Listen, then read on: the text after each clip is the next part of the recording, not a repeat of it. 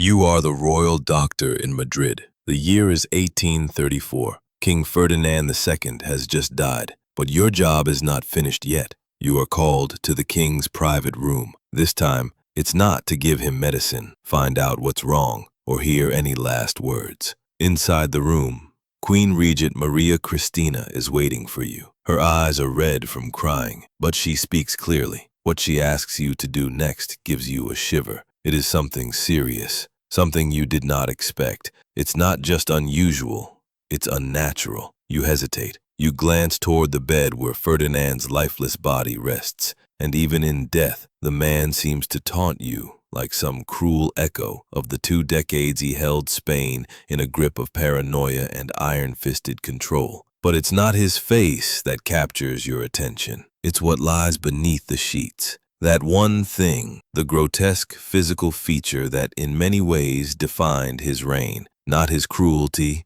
not his political betrayals, but this, a grotesquely misshapen, oversized member. A deformity so bizarre that historians whispered about it for generations, but never dared record it in official texts. As you prepare to carry out your duty, preserving this anatomical aberration for reasons only the Queen and God could know, your mind floods with stories you once thought were palace gossip. Now, they seem all too real. The custom-made cushions, the wives' screams, echoing down marbled corridors, the whispered attempts to produce an heir through means that bordered on torture. And now, here you are, preserving not just a piece of human flesh, but the most horrifying symbol of a reign built on deformity, on both the body and the soul. Before we descend into these buried stories, these tales of dysfunction, trauma, and royal delusion, consider subscribing and tapping that like button. If you enjoy history's darker corners, if you're drawn to the secrets most would rather forget, then you're in the right place. And let me know in the comments where you're watching from. It still amazes me how our shared curiosity connects us across centuries, continents, and screens. To understand Ferdinand VIII, you need to start with the blood. Not a metaphor, the literal blood that pumped through his veins. It was cursed, not by sorcery or divine wrath, but by centuries of royal inbreeding. The Spanish Habsburgs and Bourbons had spent generations marrying cousins, uncles, nieces. What they produced wasn't a lineage, it was a genetic minefield. Mental illness, physical deformities, fragile minds in broken bodies. And then came Ferdinand, born at El Escorial on October 14, 1784, to Charles IV and Maria Luisa of Parma, who, yes, were first cousins. Ferdinand never had a chance. The genetic dice had been loaded for centuries, and Ferdinand rolled snake eyes. As a child, his condition began to emerge. At first, it was chalked up to awkward growth, but by adolescence, the royal physicians could no longer pretend it was normal. Whispers spread. The prince's anatomy wasn't just large, it was grotesque. One physician wrote, "His Royal Highness is afflicted with a member of such extraordinary dimensions and peculiar form that intimate relations may prove difficult." Another didn't bother with formality. "It's like a billiard cue, thin at the root, thick as a fist at the end, and long enough to use as a cane." This wasn't envy, it was horror, because in Ferdinand's world, size wasn't a symbol of virility, it was shame. Classical ideals celebrated moderation, proportion. The Greek sculptures didn't flaunt, they refined Ferdinand's condition. By contrast, marked him as a freak, and he knew it. His father was an absentee monarch, more interested in hunting than politics. His mother paraded her affair with the powerful Manuel de Godoy through the palace, as if it were a formal alliance. Ferdinand grew up in this toxic court, absorbing every betrayal, every humiliation, and then, on top of it all, his own body betrayed him. The servants laughed behind his back. Foreign envoys whispered reports home. The royal court became a stage of subtle mockery, and Ferdinand was the central punchline. And so, the boy became cruel, vindictive, obsessed with control. By his teenage years, Ferdinand was already punishing anyone who saw his naked body. One court chaplain recorded that a young page once stumbled into his changing room by mistake. The boy was flogged, his family exiled. The lesson was clear. Ferdinand's shame was sacred and dangerous. As he neared marriageable age, royal physicians were forced to confront the problem head-on. Dr. Francisco Flores, one of his personal doctors, recorded detailed notes in secret. Here's an excerpt. The royal member presents a most unusual configuration. The base is narrow, no more than the width of a man's thumb, but it swells grotesquely, reaching a girth that defies anatomical precedent. Its length exceeds 10 inches in a non-aroused state, increasing substantially with stimulation.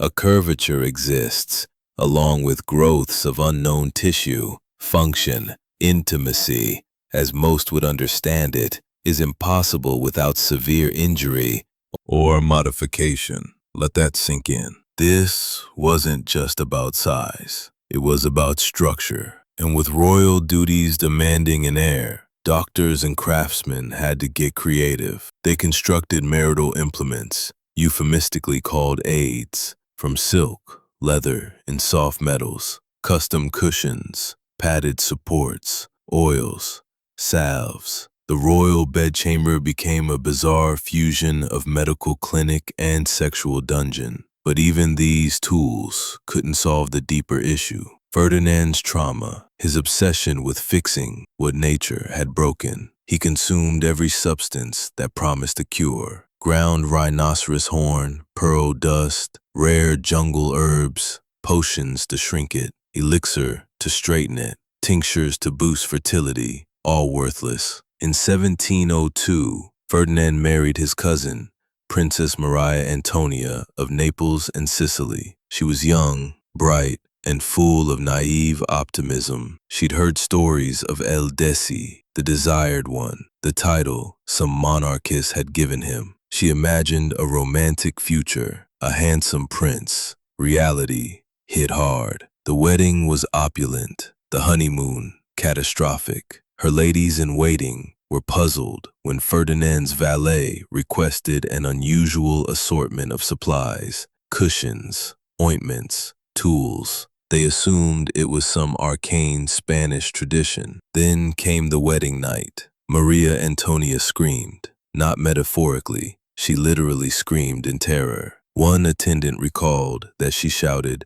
"Monster, monster," while backing into a corner, pale and shaking. What she saw, her husband's grotesquely large, disfigured member, was nothing like the gentle lectures the nuns had given her. What followed wasn't a night of romance. It was a clinical operation. Ferdinand's doctors were summoned. The cushions were arranged. The oils applied. The procedure began. It was painful, dehumanizing, and so traumatic that Maria Antonia had to be drugged with eldinium just to endure it. From that first night, Maria Antonia's life became a cycle of fear and sedation. Each attempt at intimacy was pre-planned, almost ritualistic. The cushions were positioned just right, the ointments carefully applied. She was given just enough ludinium to dull the pain, but not so much that she'd lose consciousness. Then came the act itself, never passionate, never tender, just a grim obligation, endured in silence or muffled sobs.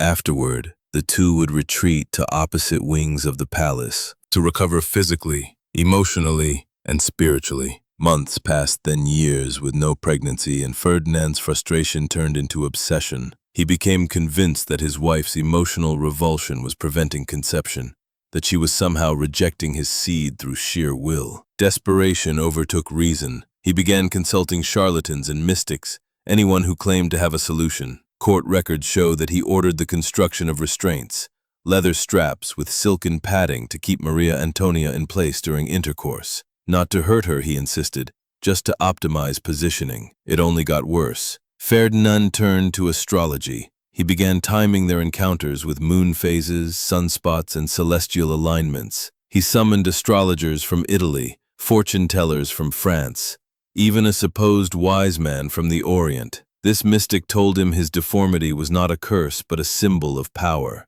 a divine dragon's gift, and that with the proper rituals, its potential could be unlocked. For 3 months, Ferdinand and Maria Antonia participated in bizarre ceremonies involving incense, chanting, and acrobatic positions supposedly drawn from ancient Chinese scrolls. The queen, too traumatized to resist, did as she was told, and then, incredibly, she became pregnant, twice. The court rejoiced. Ferdinand beamed with pride. Spain dared to hope, but both pregnancies ended in heartbreak. The first miscarriage came in 1804, 4 months in. Doctors quietly blamed maternal frailty, but in private they admitted the truth. Maria Antonia's body was simply too damaged, emotionally and physically, to carry a child. The second time was even more devastating. She made it to the final month before losing the baby in a bloody, nightmarish labor that nearly killed her. She never recovered.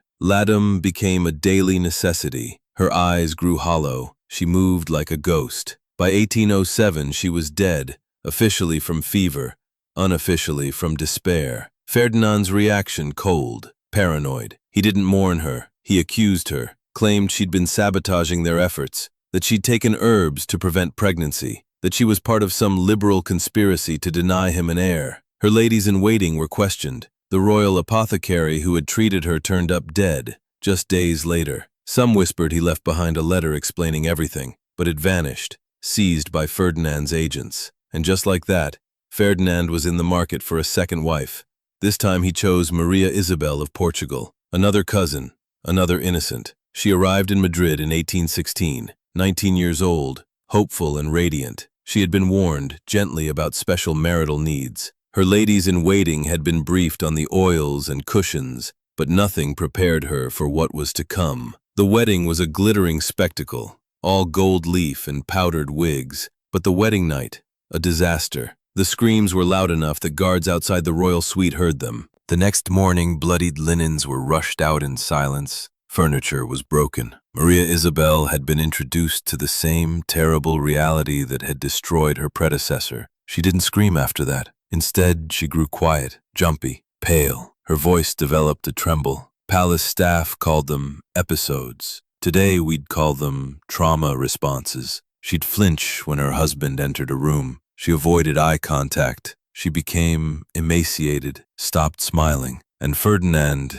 he took her fear personally, thought she was mocking him, thought she was plotting something. So he did what he always did. He tightened control. He ordered her letters intercepted, had her food tasted, her rooms searched. He saw betrayal in every gesture. Her servants were swapped out regularly, interrogated about her daily routines. Nothing was left to chance. The obsession to produce an heir consumed him. He began hosting private medical conferences in the royal chambers, invited anatomists from Germany, surgeons from France, even circus performers who claimed experience with unusual anatomies. They came, they examined, they theorized. The palace bedchamber became a medical amphitheater, and Maria Isabel, she was reduced to a patient in her own marriage. A court physician's diary describes one such session. Ferdinand, naked, positioned on a velvet platform, surrounded by men in powdered wigs,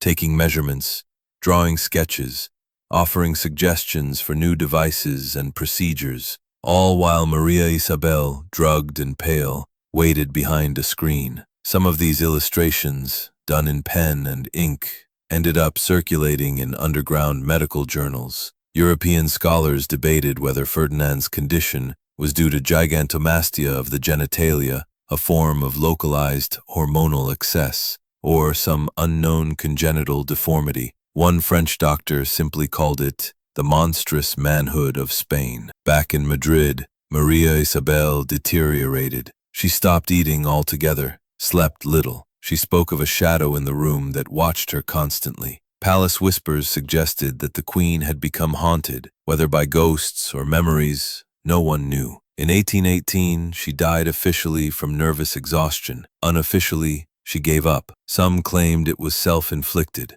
Others believed her body simply couldn't take it anymore. Either way, she joined Maria Antonia in the silent sorority of royal women consumed by Ferdinand's obsessions. The king's response: familiar. He suspected foul play, ordered multiple autopsies, had her attendants arrested, claimed foreign powers had poisoned her to undermine the Bourbon line. His grief wasn't grief, it was delusion. He even commissioned a death mask of Maria Isabel's face and kept it in his private chambers, whispering to it during fits of insomnia. Yet within weeks he was planning another wedding. But by now word had spread. Ferdinand's reputation was international. He wasn't just El Desi anymore. He was El Deformado, the deformed one. Marriage negotiations with European royals grew complicated. Princesses declined. Families made outrageous demands. Separate bedrooms, ironclad putschul agreements, personal guards eventually won. Housebit the royal family of Saxony. They were broke, and they had a daughter, Maria Josepha Amalia, who was old enough, desperate enough, and Catholic enough to be acceptable. The third marriage was more subdued. Fewer guests, fewer fireworks, just quiet, desperation, and hushed hopes. Maria Josepha was 24. She had been warned in clinical detail what to expect. She brought her own physician, her own medical devices, her own drugs. She approached the marriage not as a romance, but as a medical experiment. With calm detachment, she recorded each attempt at intimacy in a journal. Dates, times, methods, techniques, failures. The coldness of it unnerved Ferdinand. Her scientific tone, her lack of horror, it made him feel like a specimen, and his paranoia grew. He began suspecting she was documenting everything to send back to Saxony, that she was a spy, that her doctor was gathering information for rival thrones.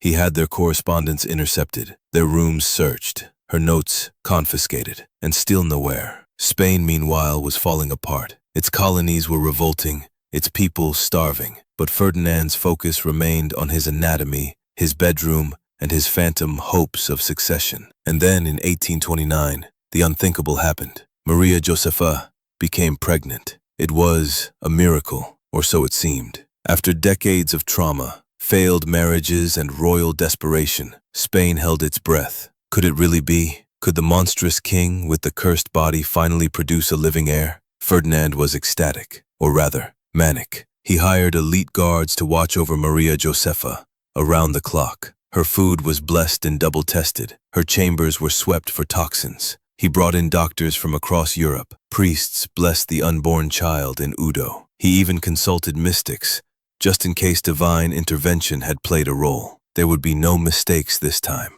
But the pregnancy didn't go as planned. At 7 months, complications began. Modern medicine would likely identify it as placental abruption. But back then, in a palace ruled by superstition and paranoia, no one knew what to do. And Ferdinand, always suspicious of trained physicians, refused to follow conventional treatments. He insisted on consulting alchemists, astrologers, and self-proclaimed miracle workers. The Queen's condition deteriorated. On May 18, 1829, Maria Josepha went into premature labor. It was catastrophic. Ferdinand, for reasons no one dared question, insisted on being present. He stood near the bed, barking orders, accusing doctors of sabotage, even as the Queen screamed in agony. The baby, a daughter, was born alive, but only survived a few hours. Maria Josepha clung to life for 3 more weeks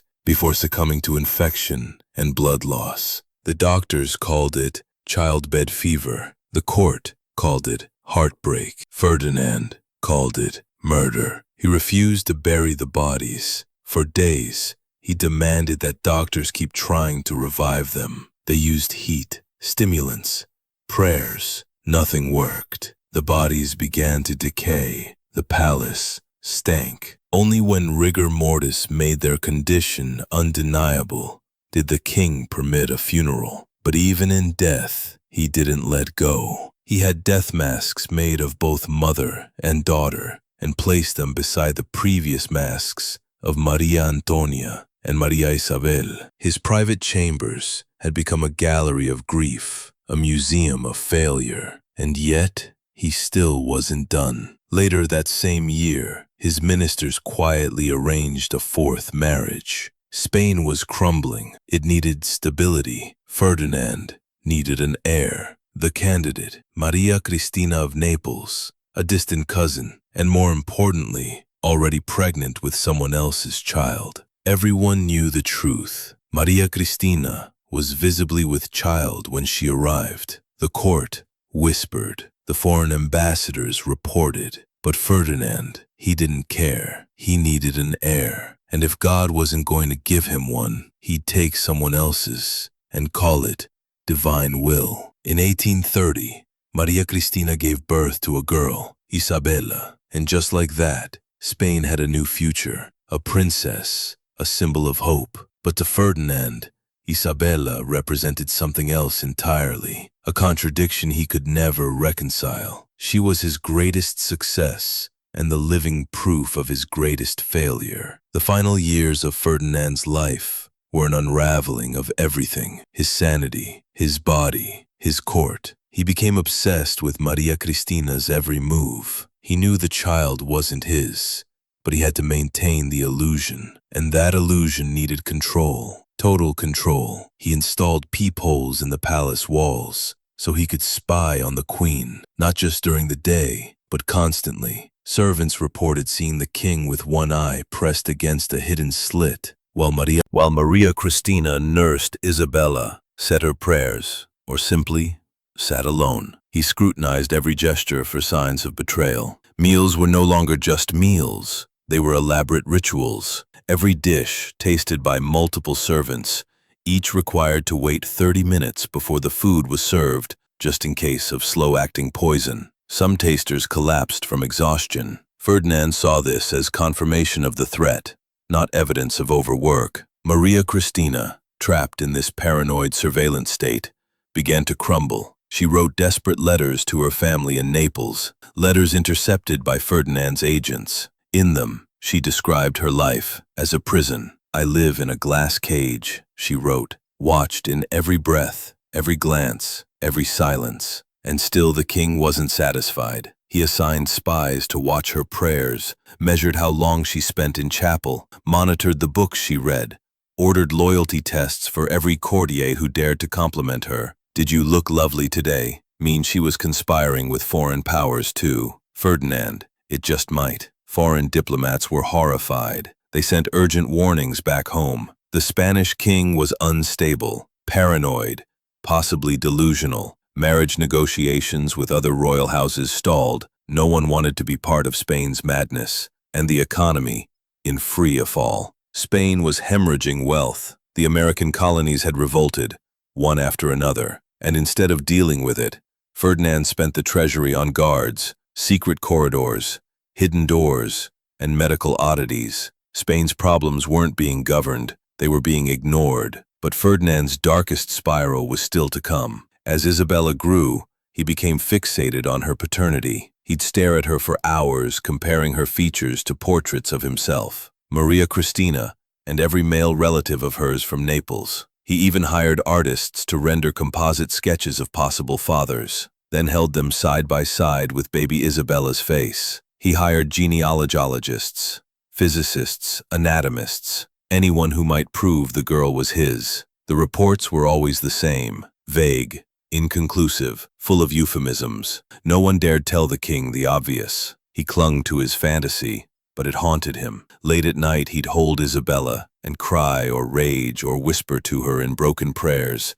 asking for forgiveness. He saw her both as a savior and a curse, a reminder that he was both king and fraud. As his health declined, so did the palace. Servants rotated daily.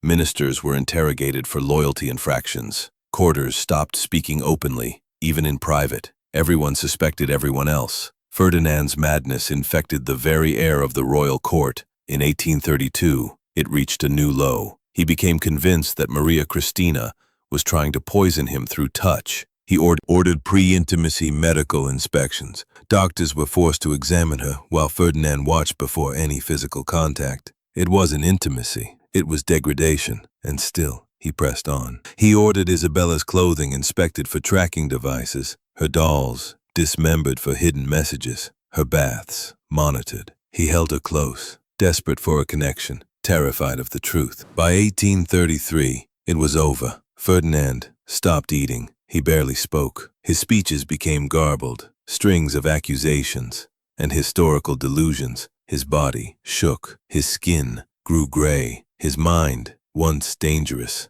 was now lost. On September 29, 1833, Ferdinand III died. The official cause, gout. The real cause, a lifetime of unrelenting paranoia, sexual trauma, psychological torment, and physiological suffering that not even royal privilege could shield him from. In secret, his physicians performed one final task. They preserved his most infamous feature, the monstrous member, the deformity that had shaped a king and scarred a nation. It measured over 14 inches, with a girth that varied wildly from tip to base and signs of internal scarring, botched selfies, failed interventions. It was sealed, hidden, locked away in the Vatican archives. Too dangerous, too grotesque, too real. Ferdinand II is remembered as one of the most destructive monarchs in European history, but not for wars, not for reforms, for something far more tragic. He was a king who couldn't rule his own body and let that failure define his kingdom. Spain paid the price. His wives paid the price. His subjects, his daughter, his legacy. They all bore the weight of one man's disfigurement and the delusions it bred. And in a dark, locked chamber, somewhere in Vatican City, preserved in wax and silence, lies the most grotesque symbol of all, the king's final, deformed monument to himself. A cautionary tale, not just about power, but about what happens when pain, shame, and obsession are given a crown.